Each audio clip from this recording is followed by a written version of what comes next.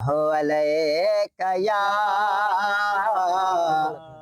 या रसूल अल्लाह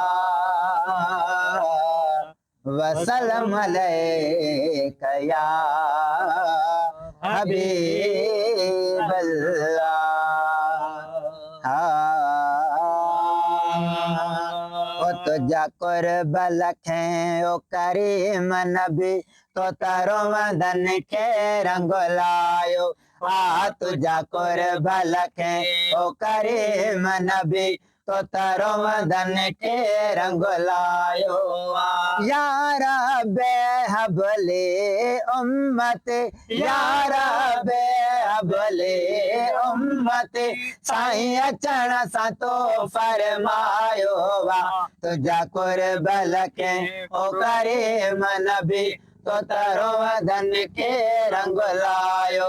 आ तुझा कुर्बल खे ओ करीम नबी तो तारो मदन के रंग लायो।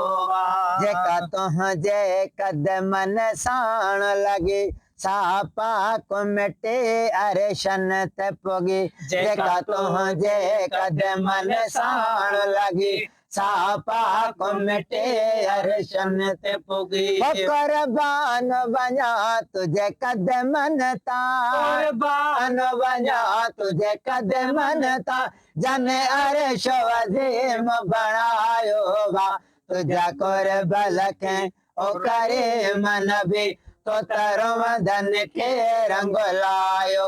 आ तुझा कुर्बल खे ओ करीम नबी तो तारो मदन के रंग लायो। ओ तुझे पघर संदे सरहाने अजब थे अरब अजम वाखाने अजब तुझे पघर संदे सरहाने अजब थे अरब अजम वाखाने अजब। हो असहाबरदा दाजन में असहाबरदा दाजन में हेते तोरा बर शर्मायो वा तुझा कुर्बल खे ओ करीम नबी तो तारो मदन के रंग लायो।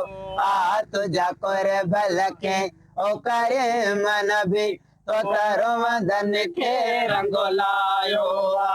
आदम खे बे माफ़ी तुंहिंजे करे हा रब थे सराज़ी तुंहिंजे करे।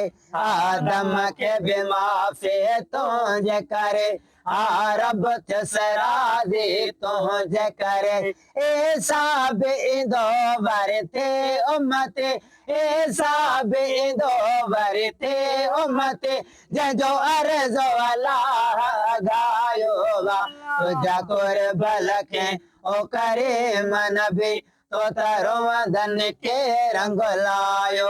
आ तुझा कुर्बल खे ओ करीम नबी तो तारो मदन के रंग लायो। आशिकन जे इहाई इबादता जेका कबर हशर जे ज़मानता। आशिकन जे इहाई इबादता जेका कबर हशर जी ज़मानत हो नहीं मनात मिले सलवात मिले नहीं मनात मिले सलवात मिले सनागर जो इहो सरमायो वा तुझा कुर्बल खे ओ करीम नबी तो तारो मदन के रंग लायो। आ तुझा कुर्बल खे ओ करीम नबी तो तारो मदन के रंग लायो वा। यार बे हबले उम्मत यार बे हबले उम्मत साईं अचण सां तो फरमायो वा तुझा कुर्बल खे ओ करीम नबी तो तारो मदन के रंग लायो।